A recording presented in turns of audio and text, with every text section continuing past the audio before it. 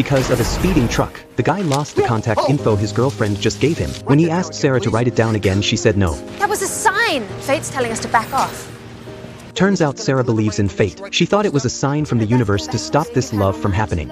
If fate didn't want us to be together, then why did we meet tonight, huh? What if it's all in our hands and we just walk away? No names, no phone numbers, nothing. What do you think's gonna happen? Do you think good old fate is just gonna deliver my information right to your doorstep? Sarah thought what he said actually made sense, so she handed him $5 and told Jonathan to write down his number. Then she took the bill and used it to buy a box of candy at a convenience store. Hey!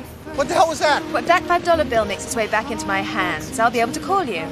And when you hear my voice on the other end, then you'll believe in fate. To keep things fair, she pulled a book out of her bag. On the inside cover, she wrote her address and phone number, then sold the book to a random secondhand bookstore owner. If Jonathan could find that book, that meant they were meant to be. But Jonathan didn't believe in that kind of mystical stuff. He thought if you like someone you should fight for it. Moved by that, Sarah gave him one last chance. She brought Jonathan to 2 elevators, told him if they ended up on the same floor, she'd become his girlfriend right then and there. Then Sarah pressed the button of fate. Jonathan had no choice but to pick a random floor. Lucky for him, it seemed like he chose the right one. They both picked floor 23. But on his way up to the 14th floor, a mischievous kid got in. The kid hit every single floor button. Don't do that! Calm down, he's just a kid.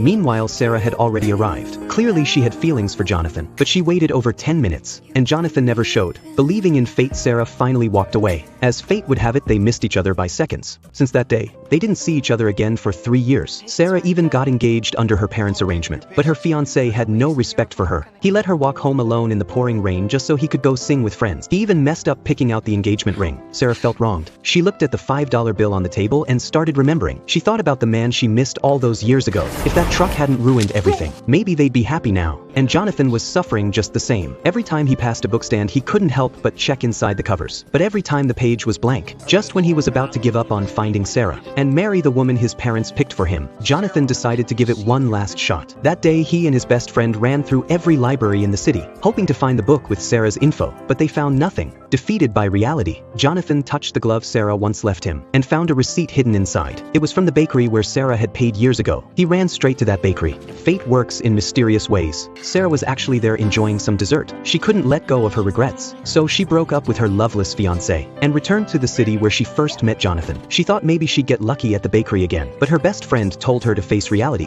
When she didn't see Jonathan, she sadly got up to leave, and once again they missed each other. When Jonathan arrived, he saw a bridal shop next to the bakery. The wedding dresses and congratulatory signs crushed him. Maybe she was already married, maybe she already had kids. He told himself it was time to let go. A deep sense of hopelessness washed over Jonathan. He absent-mindedly went to his wedding rehearsal and absent-mindedly took a book his fiancée handed him. Then Jonathan did what he always did. He opened the inside cover.